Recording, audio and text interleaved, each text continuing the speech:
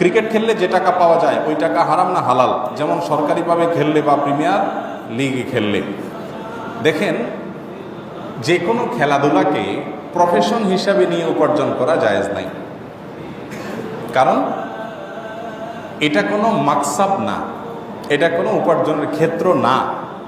খেলাধুলা এটা হবে নিজের শারীরিক কসরতের জন্য, এটা হবে বিনোদনের জন্য। শরীয়তের অন্যান্য সব শর্তগুলো যদি পাওয়া যায় সেক্ষেত্রে জায়েজ হলে তখন সেটি, অর্থাৎ আপনার সেখানে পর্দার লঙ্ঘন হবে না, সেখানে এডিকশন হবে না, সেখানে পারস্পরিক লেনদেন হবে না, জুয়া থাকবে না, এসব বিষয় যদি না থাকে এবং শরীয়তের অন্যান্য শর্ত সব পূরণ থাকলে তখন সেক্ষেত্রে সেই খেলাধুলা নিজে করা জায়েজ। কিন্তু এটাকে আপনি প্রফেশন হিসেবে বানাবেন কিসের ভিত্তিতে?